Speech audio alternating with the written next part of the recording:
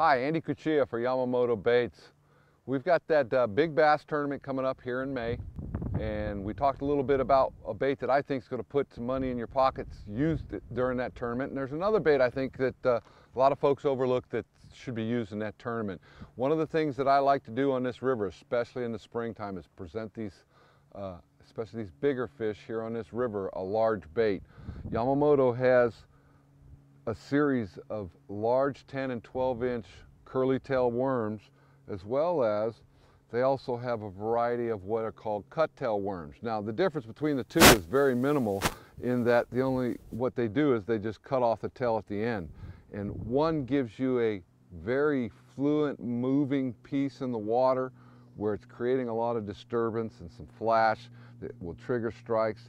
The other one, the cut tail, gives you more of a fish waving action. So you can fish both baits until you figure out which one of the two that the fish want. Now, there's a variety of sizes. Last year, I think guys were using the 5 and 6 inch cut tails on drop shots. That drop shot cut tail actually made quite a few checks, and I believe, if I'm not mistaken, one of the two fish that Charlie Dillard weighed in that was a big fish of an hour came on that cut tail. His other big fish of the tournament came on the Senko.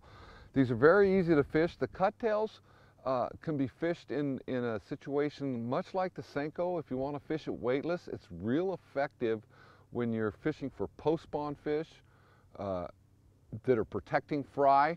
You throw that cut tail in there, let it float, and twitch it like a fluke or a jerk bait, and that thing will dart and go in different directions, running through the little fry balls, and those fish will come up and attack it. So that's a real effective bait. I'm, of the believer, bigger baits are going to get you bigger bites. So I like fishing those 8 and 10 and 12 inch worms.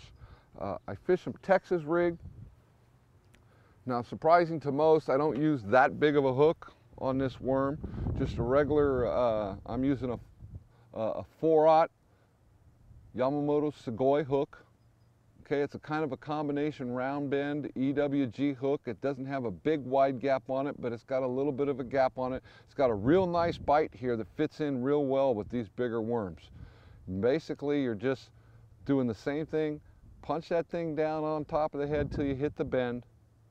You're gonna pull it through and pull that worm, that hook, all the way inside the worm till you come to the bend.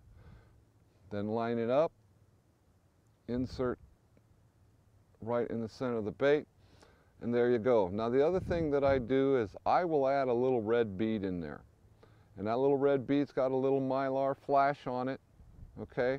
And then I'm using a tungsten 1/4 or 3/16 ounce weight. I do have it pegged so it doesn't slide up and down freely. And I'll move that thing to where it's about 1/16 of an inch so that bead can go in there and it gives you a little click, as well as when the sun hits it just right, it's going to flash. That gives you just a little bit extra enticing movement and trigger mechanism that's going to get you big strikes. That big worm can be fished real slow, dragging on the bottom. It's also very effective on the grass beds here, pulling it up and letting it fall down into the grass, pulling it up, letting it fall down into the grass, as well as throwing up into the grass and letting it fall down long drops where you've got a 4 or 5 foot ledge on the outer edges. It's real effective it's here in the summertime in post-spawn when we're targeting fish that have already spawned, that have pulled out and are in the nursery. They're in a recuperation mode.